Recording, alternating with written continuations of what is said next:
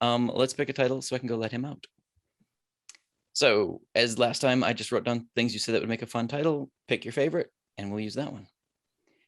Eat snacks and write. You're going to be traveling through the other world. She stands up for him. A sort of gritty pride. Awkward and weird. She's just the worst. This will just be a fun side project, or lift each other up. I think I like the gritty pride.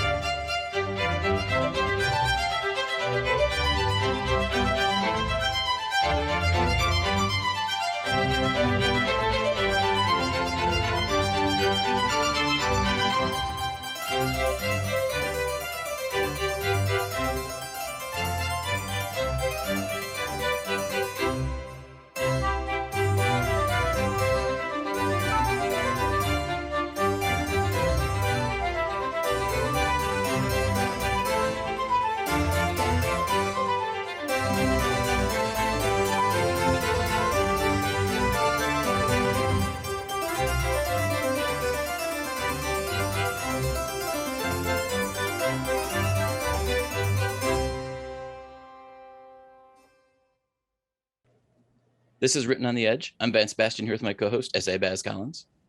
Hey. And we're really glad you're here with us. Our guest today is David R. Slayton. David grew up in Guthrie, Oklahoma, where finding fantasy novels was pretty challenging, and finding fantasy novels with diverse characters was downright impossible.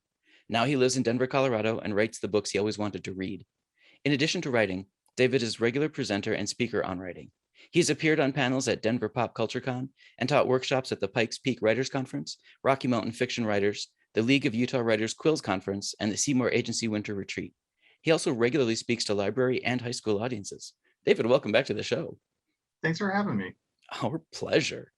So for folks who didn't get to hear your first interview, give us a quick how you became an author, but then let us know what you've been up to. Oh, so I grew up in Guthrie, as you said in my bio, and there weren't a lot of options for me to find novels that I really liked, especially magic and fantasy. I was lucky that I got access to somebody had snuck into the library a bunch of like pulp books, kind of old adventure boys books from the 60s. That was helpful. Cool. But trying to find anything about, especially a character who was gay or diverse in any way, was just impossible. And when you did find stuff in that time period, there's this tragic death that like the gay character has to die terribly or to gain sympathy. There's an adaptation of the Last Herald Mage trilogy is happening now, and there's a conversation. Netflix is now going to produce that as a TV show, and that seems really cool. But so many of us who that was our first book when we found, oh wow, here's a book with a gay character, and there's rape, and there's death of the lover, and kill your queers, and bury your gays, and all that. Just like, ow, there's such a weird. But in fairness, she did do it to all of her characters. Shit like that happened. She was terrible. In fact, one of the best stories she ever did was the one where all her characters came back and bitched at her at like Christmas Ghosts of Past, came back and bitched at her about what she did to them, so. Yeah, I definitely think that she had but those books were really important to me when I found Mercedes Live. Right, no. Because I only read those three, like so many of us, right? It's like, okay, I'm not really into the whole world. I just want these three. But there's a bittersweet feeling when you could find something. And that got me wanting to write speculative fiction. So I write urban fantasy. That's what White Trash Warlock is and what I'm currently published as. But I also write epic fantasy and space opera and a bunch of just other stuff because I just want those. I want to read books where gay characters are heroes, action heroes, and not just, side characters or don't die tragically. All those things. I just, and I don't want it to be about being gay. I don't want it to be about coming out or AIDS or religious persecution or any of that. I just want to write a great adventure story where the hero happens to be gay. Awesome. As is wont to happen. Yeah. Hopefully. I'll be honest, that's the kind of story I want to read, so. Yeah, there you go. So what have you been up to since your last interview? Oh, well. So I finished the 2 sequels to White Trash Warlock, Trailer Park Trickster and Deadbeat Druid. We've been working on the promo now. Trickster comes out in October.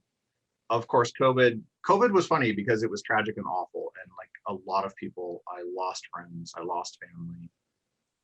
The isolation was hard. At the same time, the isolation was kind of a positive for me in many ways. So sit in this chair and just eat snacks and write. Okay, I can do that. Definitely not so great for my health and my diet, but I wrote 3 books last year.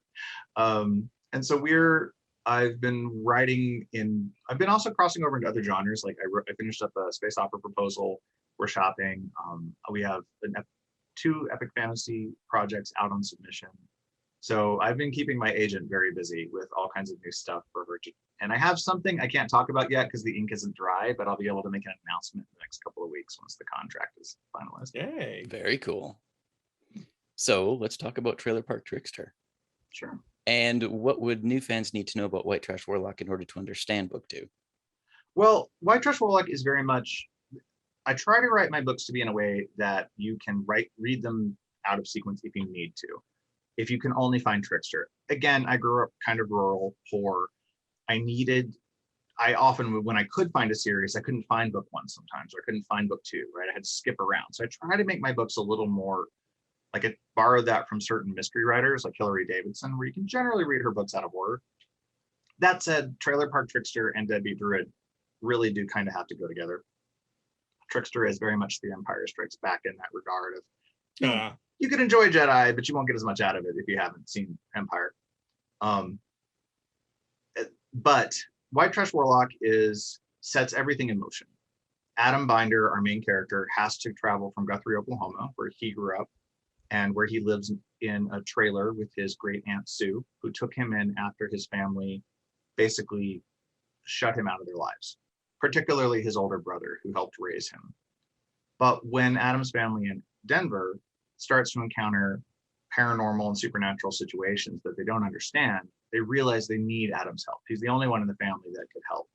So they have to take back sort of all that, oops, sorry, we thought you were mentally ill and locked you away in an institution, and beg for his assistance. So Adam travels to Denver to encounter a spirit there that has attacked the city. It's right there on the cover with our famous clock tower, and basically help the few magical beings that have noticed it or can deal with it to save Denver and to possibly the world.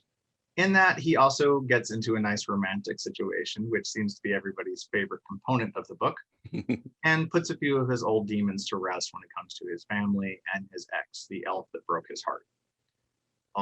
He then, though, at the end of the book, gets a call back to Guthrie that forces him to essentially have to hit the road again. So while all the main mystery of book 1 is closed, it's not a cliffhanger, there is that hook. And so book 2 is primarily set in Guthrie, and I got to delve into all my local history. I got to delve into some cool artifacts and landmarks like our old drive-in movie theater, the Beacon, that's still operable. Use things like my family's homestead out in the woods. So Trickster largely takes place in Guthrie, and yeah. All right. Adam's the central character again? Adam is the central character, and I did change the point of view character. So in the first book, you get a dueling point of view. The second point of view in Trailer Park Trickster is taken up by the love interest from book 1. So I guess I can give it away because it's on the back cover copy, so I'm not going to anyone can find it quite easily. So in book 1, Adam and his brother Bobby, or Robert, have the dueling point of views. Adam, of course, is the main character, so he gets most of it. But I wanted to give Bobby time to be able to explain his side of the story a bit. And it's interesting how many readers will email me and say, I hated Bobby at the beginning. And by the end, I still hated him, but I at least understood him. I've gotten several emails to that effect, basically. Like, I forgive him a bit, which is something Adam's working on. But the second point of view in book 2 is Vic. By the end of book 1, without trying to spoil too much, Vic's whole life is upended. He has met Adam. He realized there's a supernatural world beyond his. And at the end of book 1, Adam takes back off for Oklahoma. He just freaks out and runs. He doesn't tell anyone, especially Vic. And they've just entered into a relationship. They've just entered into this, new world for Vic. And he's rightly pissed. So he goes chasing after Adam to try to get some answers. And because he does sense that Adam needs him. And that because of Adam's issues, Adam's trying. But unfortunately, Vic's attempt to road trip to Oklahoma is hijacked by Argent, the Queen of Swords, who decides that she wants to come along. And a road trip with Argent means you're going to be traveling through the other world. You're going to be seeing all kinds of things that you weren't planning on. So I got to write one of my favorite sequences in my entire writing career, which was Argent and Vic on a road trip through the other side. That's awesome. All right. Anything else you can tell us about Trickster? And I know we're trying to avoid spoilers. I wove in a lot of what I grew up with. Like I said, I used my family's land and the trailer I grew up in largely. There's a lot of experiences. It's not as emotional or hard-hitting as Warlock was. I think in many ways it's a bit more of an old-fashioned mystery, but it gave me the chance to delve more into the history of the Binder family. It gave me more in it's a very personal book in a kind of a strange way. About a year ago, my mother was visiting and we were talking, and I had just really gotten in deep into writing Trickster and was working through it. And she was telling me about the gay cousins I'd had who had died or been murdered from either AIDS or cancer, or one who was brutally murdered about a year after I was born. And this is family history that my family had completely suppressed. So my grandmother would not talk about it. We didn't talk about bad things. So my mom, though, kind of sensing she was reaching the end of her life, and she passed away about a month ago, decided to tell me about these people. So we were driving together, and she told me about my cousin who'd been murdered, James. And as I got more information from her, I began looking into these cousins, looking onto ancestry.com, looking into what family records exist, and there's not much. So my family had essentially erased these people. So I used what I could from their life. As much as I don't want to write about coming out or AIDS, I did want to honor them in a way. And I found a way to bring some of that into the book and hopefully let them know that they're not forgotten. Very nice. That is very cool. Yeah, it is. It adds a nice touch. I know it's a personal story of, what you've done with it, but, now that we put it on the record, so to speak, in the show, it is nice that you acknowledge them and you acknowledge that, they had a journey and may not have been the best journey in the world. But it definitely is a part of queer history. There are many of us who can tell a similar story of where families just, gay washed those people out of the family life and the family history.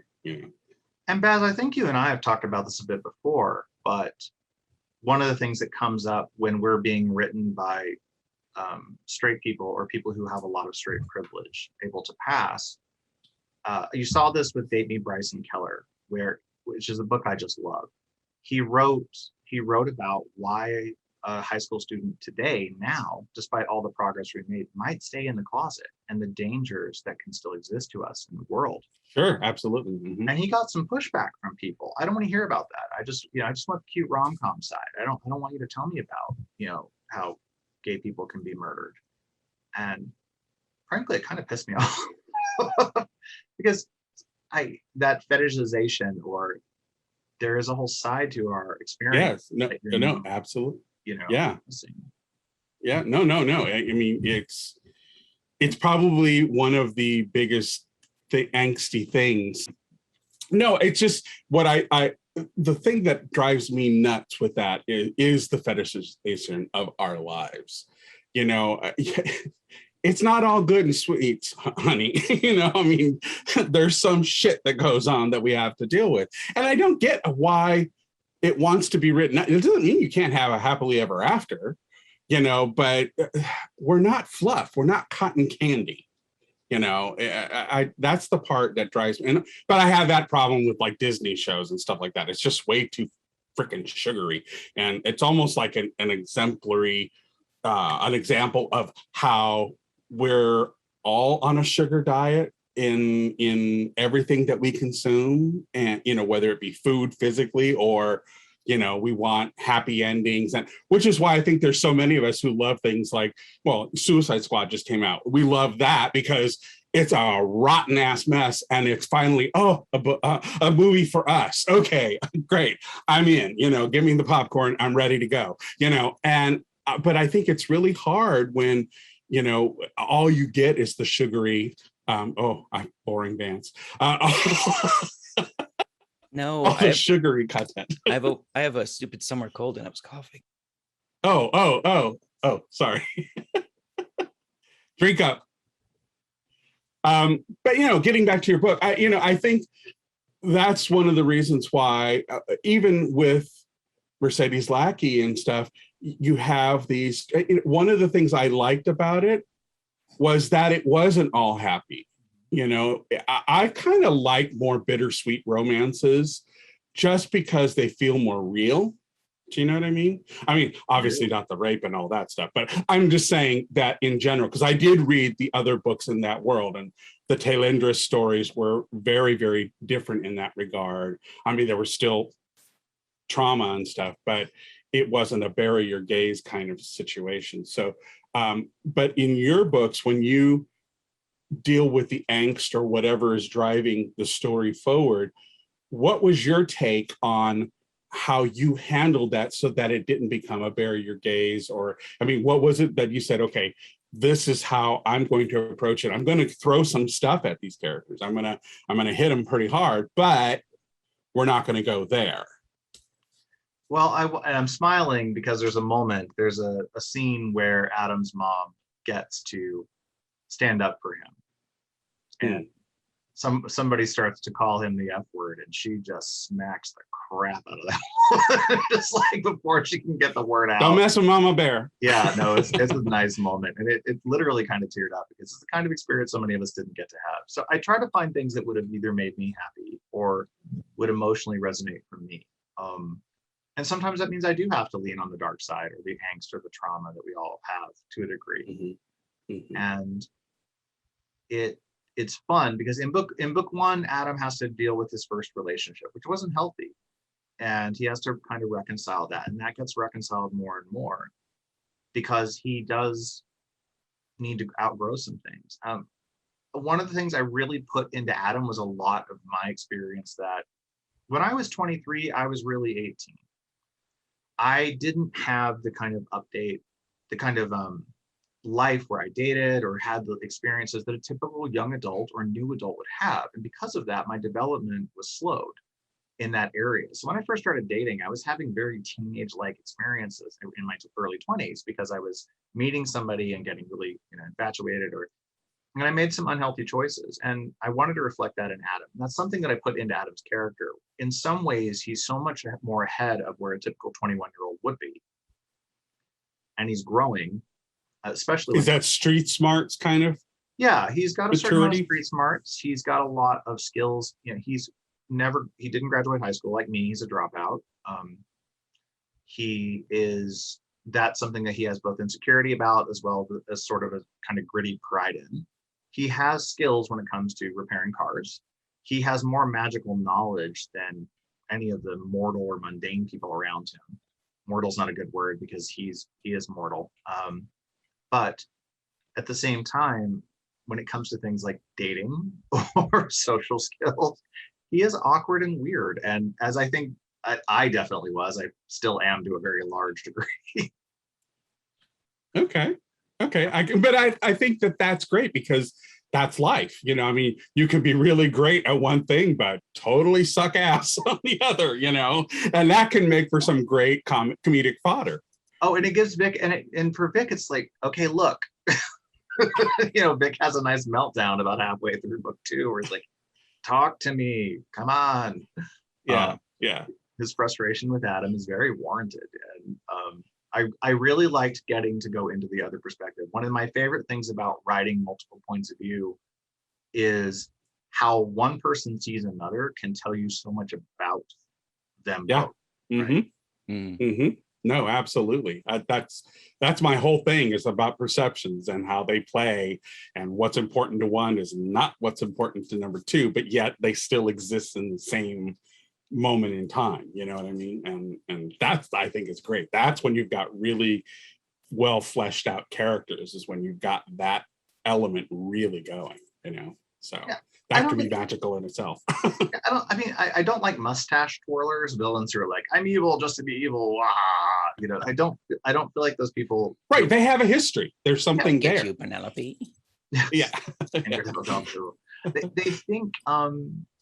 think they're the hero in their story. They're acting out of the motivation. And we start book 2 by meeting Adam's cousin Jody, who is just the worst. All of my notes from my agent when Jody was on the page, when she came back, were like, she's just the worst in cast. And she is. Jody is terrible. She's based on some of my own family members that have a lot of substance abuse issues and a lot of that kind of rural thinking mixed up with this persecution complex about all that, and trying to see if there's a way out of this. There's a way to change your relationship to drugs. There's a way to change your relationship to, and Jody was sort of my way to work through some of that. And she does, again, like Bobby, I try to let you know who somebody is. So by the end of things, I feel like Jody is the series. Jody will be a very different person in your mind, hopefully, if I've done my job well. Can't get better than that. Right. So what have you got next? And we should give people the release date for Trickster. Oh, so Trailer Park Trickster comes out October 12th. Perfect. It will be an audio from Blackstone, ebook and paperback, anywhere. I do encourage you to shop indie if you can. I know not everybody, you know, again, I get it. Sometimes you just have to go with the big Amazon. But if you can, if you have an indie, please support them. I really appreciate them. Indie bookstores have been incredible to me. Deadbeat Druid, the third book in the series, and hopefully not the last. It depends on how well people like the first two and how the sales do, is going to be out the following year in 2022. Cool. Which socials are the best for people to follow you on? I am everywhere. I'm very active on social media. So if you just go, you can see my website address then. Can I point? Well, no, there. Yep. DavidRSlayton.com. All my handles for Twitter, Facebook, Instagram are there. I guess I should add TikTok. I'm really bad at video. I'm trying. But yeah, you can find me pretty much anywhere. You can email me. Again, if you're want to do part of the giveaway, you'll find my email address on my website. Follow me on Twitter. I love hearing from readers. Again, it's the thing that keeps me going every day. So if you read Warlock and you liked it, please leave a review. And also, just knowing that you did means the world to me. Awesome. All right. Any final words of wisdom? Whatever you're doing, whatever you love, don't give up. If you're writing or you're trying to create art of some kind and you think no one's going to care about this, no one's going to buy it, that's not true. You've got an audience. It may not be vocal. It may not. Somebody needs that. Create the thing that you needed, and I promise you there's somebody else out there who needs it too. And sometimes in places you never thought they'd be from. Exactly. Perfect. You know. Perfect. All right, folks, this was Written on the Edge. The Rote Podcast is produced by Rogue Ravens Media. For our disclaimers, links to social media, our listen stations, or to sign up as a guest, visit www.rodepodcast.com. We'd like to extend a huge thank you to David R. Slayton for being with us. David, thank you so much. Thank you for having me. Our pleasure. Now, head to David's website, pick up book 1, and get ready for book 2. Thanks for listening. We'll talk to you again soon.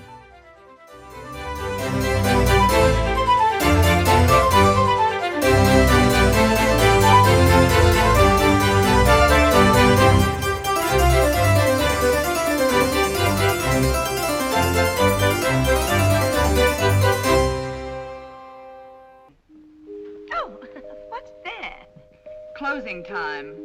The bums rush in melody, dear.